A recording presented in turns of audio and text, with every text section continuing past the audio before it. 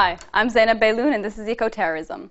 There has been talk recently about the construction of a new shopping mall in Beirut, a city that is already very crowded and has many malls to talk of. We'll be talking about the destruction of green spaces for such purposes with our guest for today, Mr. Habib, Battah, an investigative journalist and owner of the blog BeirutReport.com. Thanks for joining us today. Thank you.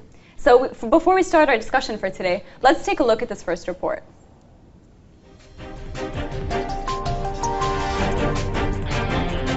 Urbanization involves change, and good change generates sustainable development. Nevertheless, changes in terms of population increase, industrialization, and increased settlement are inevitable. They consume a lot of space and consequently exert significant pressure on the limited available urban space, most especially the green spaces. Aware of the fact that all components of nature are interrelated, there is a need to closely establish the relationship between urbanization and nature. This interdependence of all living things and their complex relation with the physical environment constitutes the scientific basis for conservation.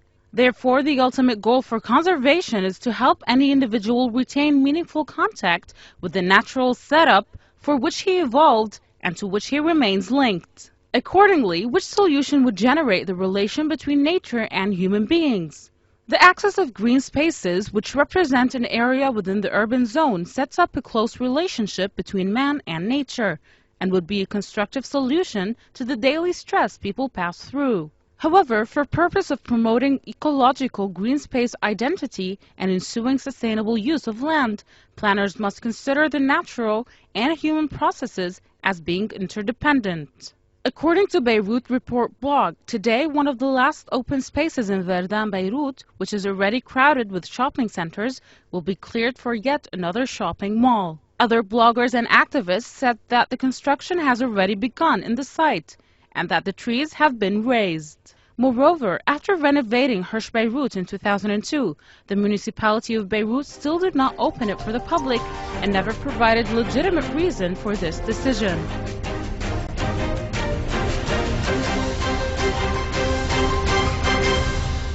So, Mr. Battah, to start with, can you define green spaces for us? What exactly are they, and where do we see them most commonly? Well, I don't think it's, it's not a very complicated issue. It's a place where, a park, a place where you can have your lunch, a place where you can, go on the weekend and you have a barbecue. These are a kind of space where people relax, people. Just having access to green space that it's not closed off. Mm-hmm. So it's not a little garden that a real estate within a real estate project that's gated and nobody can go in there. This is something that the public can access. It needs to be public. Of course. Mm. And how important do you think such public green spaces are for different countries, for certain cities for the people, for the population? It's huge. Especially in a place like Beirut and a lot of Middle Eastern cities, which are growing at a staggering rate. The number of towers, the number of real estate projects projected in Beirut over this 10 years is like 300,000. So places that used to be, in our grandparents' generation, our parents' generation, where there was parks, people could go have a picnic, those places don't exist anymore. But why is this important? Well, people, not having a space to relax, not having a place where there are trees. Trees produce oxygen. So it's not just the social aspect; it's also the environmental aspect. Definitely. We have so many cars now in our cities and so much pollution going on. We need we need to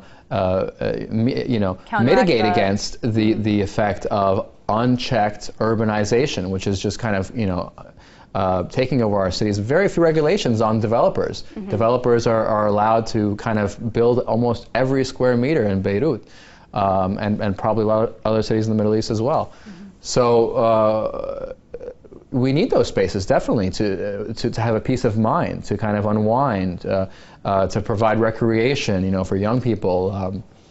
So also there's studies that prove that when you live around trees, you live longer. Mm. And to beautify our cities, to have for tourism, not just for tourists but for the locals. It's really important to focus on the locals, and to have some kind of value added, being a citizen, you know, in a place. It's not just the government is not just collecting taxes and just you know, starting wars or, you know, funding wars. It's also about, you know, giving the citizens something back. And I think people are kind of being conditioned not to expect anything when they really should. Exactly. And some people would say, you know, at least the government or, you know, different organizations, that perhaps the social benefit isn't necessarily, or doesn't outweigh the economic cost. You know, urbanization is better for us. It'll improve our city. What would you say to that? Would you say that I don't think the social benefits are that important of green spaces? Well, I think there is a point that's made by developers that they say that what they're doing is progress, that, you know, building more towers is progress. You're improving the country. But but you have to ask the question, who's really benefiting from those projects? You know, when towers go up in this city, for example, most of them are very unaffordable. You know, they're in the millions of dollars for apartments. There's no single job living in Lebanon that will pay you enough money to buy $1 million apartment. Yet most of the apartments going up are $1 million apartments. So I think that when we talk about providing, we do need living spaces, but those aren't being provided. What's being provided are kind of get-rich-quick commodification of property that it's just really about people who have a very small amount of people are benefiting from those developments most of the time. So I think that, you know, no, I don't think that most of the development going on in a city like Beirut is actually helping the public or helping the economy for that matter. I mean, I think the economy is helped by places that people can enjoy, that, you know, tourists can come to. You know, for example, we talk about archaeological sites. Oftentimes, you know, there is a beautiful archaeological, very rich in history site that is just built over for some new tower, some new mall, or some new 5-star hotel. I mean, how many 5-star hotels do we need? How many malls do we need? You know, and who's gonna shop there, and who's gonna live there? I mean, those are the key questions. Who is gonna occupy that space that we're not asking when they say that it's helping the economy? Well, is it? What helps the economy more? An archaeological site, a beautiful green space where people can come and visit, and businesses can like, you know, capitalize on that by, you know, serving the people that come there, or some, you know, big tower that nobody's going to benefit from, but a few companies and a few high wealth individuals.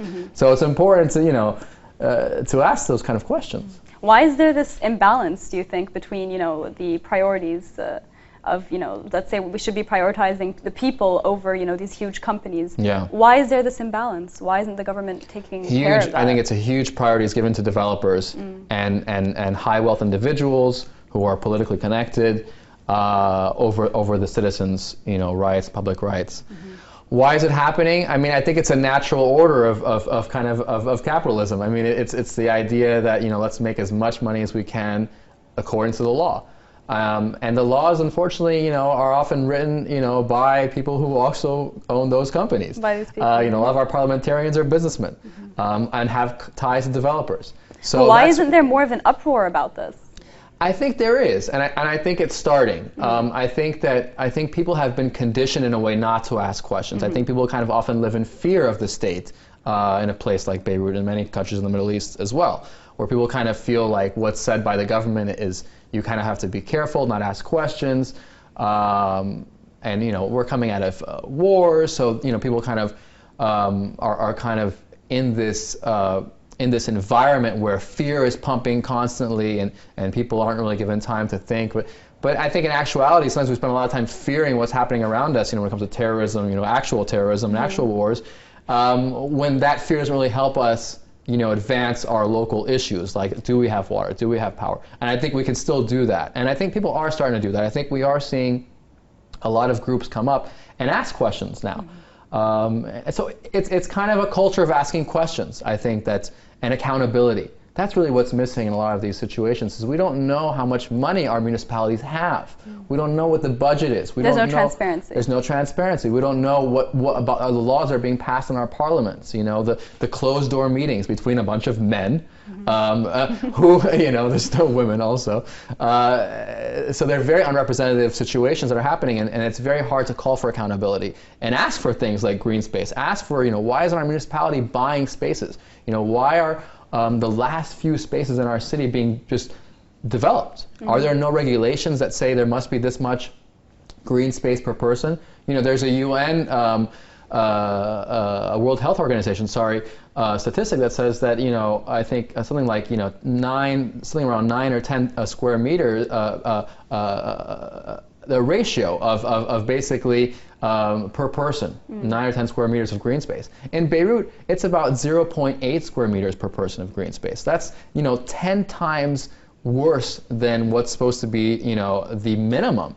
And in cities like New York, for example, which are huge cities, you have like 20. You know, you have, and so it can be done, and it still can be done in Beirut, but people have to ask for it. I think that's the kind of thing that we have to kind of stimulate, and that's really happening now, is that you're never going to get government to give things to citizens unless people ask for it and lobby for it and create actions on the ground that say we're serious, we really want these things. And so we're seeing a lot of really interesting initiatives happening right now in Beirut, you know, by college students, by activists, by, you know, architects and urban planners, who are really, you know, coming up with new plans, new suggestions, you know, new websites that document the taking of green space, and that's having an impact on our authorities, actually, because they now are having to come up with all kinds of PR, and they're scrambling really to change plans and to prove that no, we're doing great projects, we're doing green, you know, look at all these trees. And so recently, the mayor of Beirut had a lecture at AUB, and he was just you know, just constantly talking about the trees he's building, the heritage. And so it's fine to see these officials talk about these things that weren't talked about before. And it is pressure that's being put on them by, you know, a lot of civil society groups that have now access to blogs and, you know, social media, Twitter, Facebook, that you can really shame officials. You can really create a stir. And you think this has an effect? This of course, it definitely has an effect. On the ground. Yeah. And you know, one example is a recent roadway called the Brutus Road, a very controversial road that's being built in one of the greenest neighborhoods in Beirut. And that's, you know, they're going to clear a lot of trees, an orchard, just to create this roadway. And the municipality of Beirut had been full swing last summer. We're going to start this project midsummer, and it's going to go up. And now, you know, it's winter. We're approaching the next summer, and nothing has been done on this project. And because there had been a huge uproar, an outburst, you know, and one of the things that happened was that people demanded that you know, before you tear down these trees to build this road, you need to do an environmental impact assessment. And that was not done. And I had actually interviewed one of the engineers and who told me that, you know, there's no need for this survey. But there was so much attention on the topic that actually there was a new law that was even passed that said that new projects need environmental impact assessments. And that's happening today. So now they're doing what was going to happen in mid-2013, summer 2013, is now delayed till the study finishes at the end of summer 2014. So almost an entire year of delay. And I think a lot of that was caused by the activism, just to kind of prove people that, no, we're not doing something wrong. And I think that it's going to continue and snowball. The more people will kind of get into this mood of mode of saying, I can ask questions, I can post pictures. We can make a difference. I can document what's happening to my city. And so there's so many websites now where you can go and take a picture of an old building and say, hey, look, this building's going to be torn down. What's being done about it? And people, you know, chime in and say, I know about that building, you know, and I know what happened with the laws there, and let's get together, let's have a rally this weekend. And so we're having these kind of mobilizations that are happening. And so these differences, I think we'll talk a little bit more about them after the break, but we'll be right back, so please stay tuned.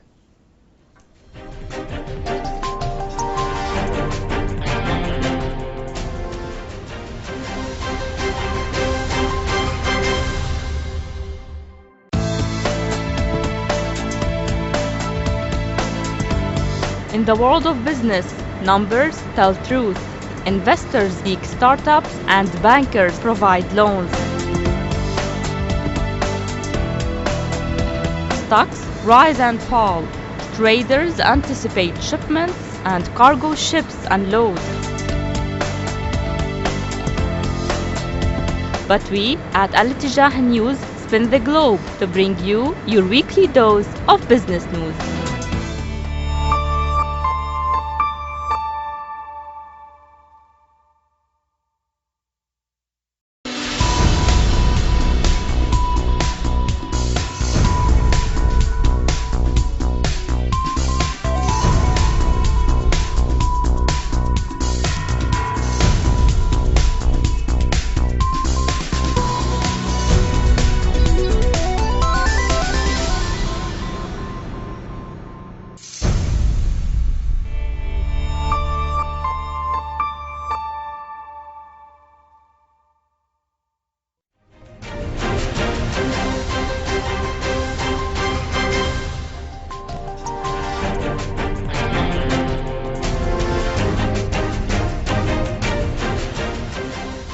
Welcome back.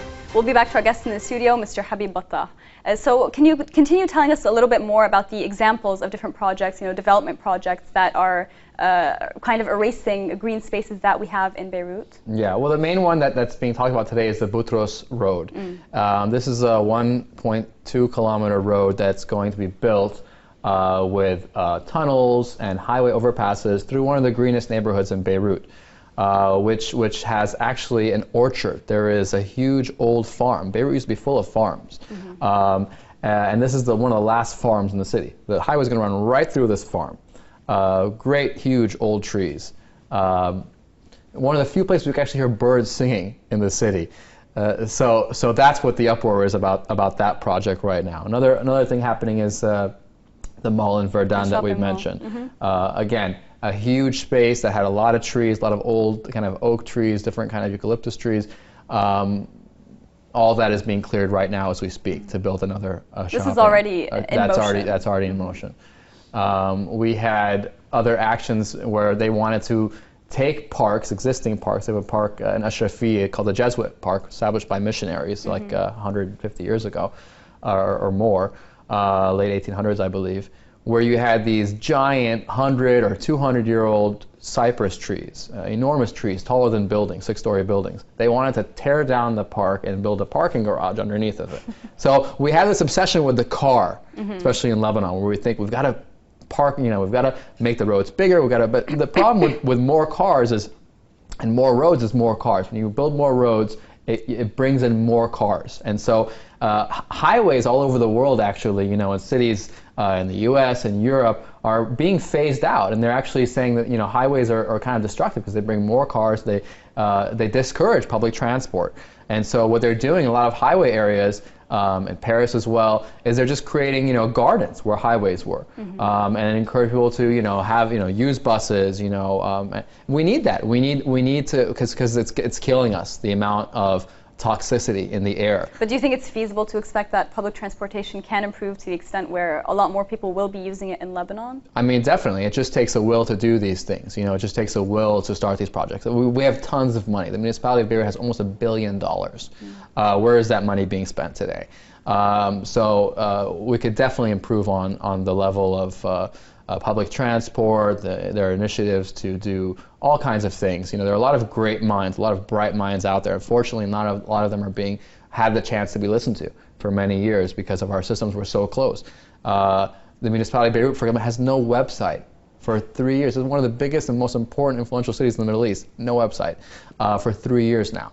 So where can you get access to what's going on? Where can you get access to what's being built and who's getting the contract and how are these kind of deals being made, multi-million-dollar deals being made? Where's the transparency? And also when it comes to these archaeological digs, we have archaeological digs happening across Beirut. We had a huge dig that happened in Riyad al-Salah Square, which found the Roman gate of Beirut. We could actually trace the ancient Roman city of Beirut, which is a very, very important city in the Roman Empire 2,000 years ago.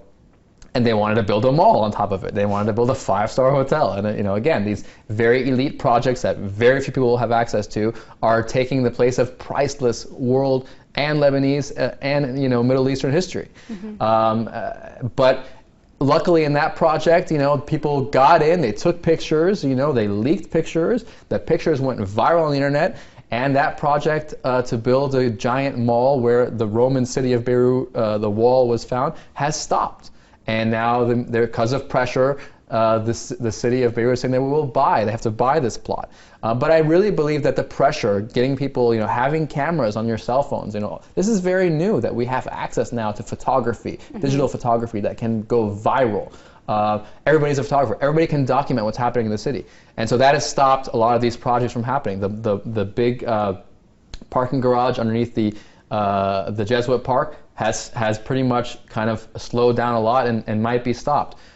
So the more kind of light is shed on these projects, the more trouble developers and their partners in government are having. Mm-hmm. And so there's so many projects to talk about in Beirut, and those are just a few of them that are going on right now. Mm-hmm.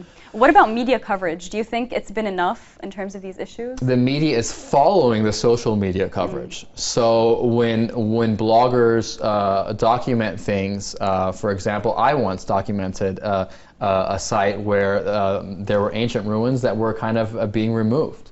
I was actually assaulted by the developer people in that site, but I told my story online, and all kinds of media came to me, interviewed me, and the story went all over the place. You know, I was talking on radio and TV. So bloggers now, like myself and many others, are getting, you know, interviewed. The media is following them, and the media is slowly starting to kind of do that. But that's what was needed. Was those resources on the ground. People that, you know, these news stations don't have a lot of staff sometimes. They can't be all over. But now, you know, they have the help of citizens, citizen journalists.